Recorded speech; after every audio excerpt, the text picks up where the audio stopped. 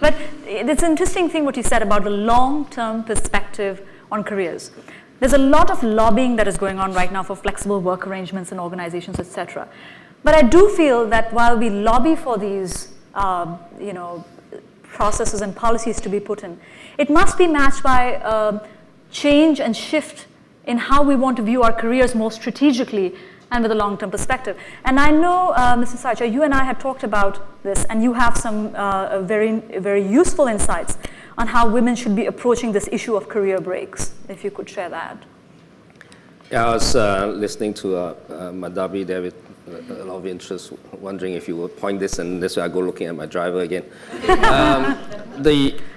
I think, and this is not just about women. I think a lot of us, get into our careers and keep thinking that there is a race on, and I don't subscribe to the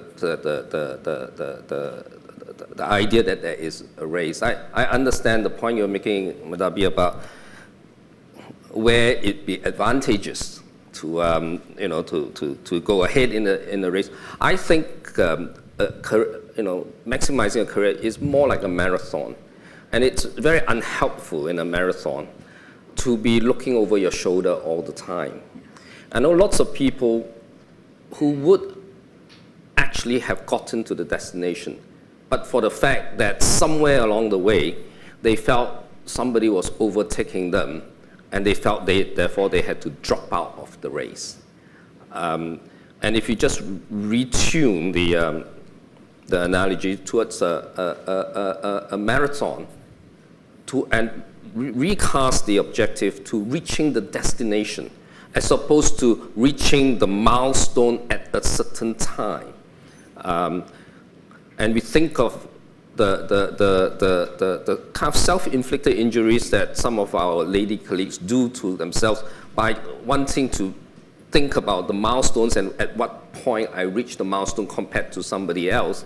I think they can do a lot better if they look at it in a totally different way in terms of what they want out of life, what life is offering them at various points of time, and some of which are not within their control, and building their careers as part of their lives.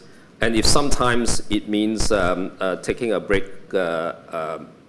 it responds to the needs of the moment. And it's very hard to plan it ahead. I mean, one of my colleagues is here. She just came back from London after an 18-month sabbatical. I think she's probably been with us 20-something years. Nowhere in that 20-odd years was she particularly planning to do this, but the opportunity came up, the desire came up, and that's what you respond to. And my job is to find ways to allow that to happen, because it meets a particular need at a particular time. So my point is simply, a lot of this you can try to plan ahead. A lot of this you can try to race with the next person, and I'm saying that's quite unhelpful. Yeah. Right. Harry, did you have anything you wanted to add to that? I think from my perspective, the one thing I've found, and I'll speak on behalf of, if you like, of the knowledge economy. Sure. And I think in our space, the one thing we've realized, as companies, we've got to innovate at a pace which is perhaps unprecedented to stay ahead of each other. Yes. And as companies innovate, we are able to only do so if we have the brightest people there. And not having 50% of the population is simply not an option. Correct. The second part is having people with different ways in which they go about doing business. I was having this debate with one of my colleagues within the company actually, and our biases come from different places. I've been part of the technology industry my entire career.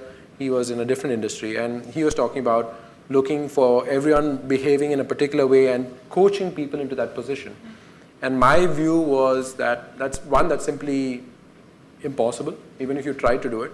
And second, I think it's a waste of time, because what I found in my experience is by actually developing a team to have diverse thoughts. And so this goes beyond actually even the gender divide. Yes. But I think it is very pertinent, because if you can actually be true to yourself and play to your strengths, yes, at least in our industry, and I'll admit I can speak only on behalf of this industry, we have found that people can be successful independent of their gender. Yes. So they are able to, work-life balance, flexible, whatever, all those things are there for sure. But I think sometimes they're overstated and a simplification that the popular media likes to introduce. Yes. What's actually working, the real leaders who are building some of these successful businesses are trying to find people with diverse thinking and diverse thought. Right. And they happen to be, people of different genders, different races, different backgrounds. Yeah.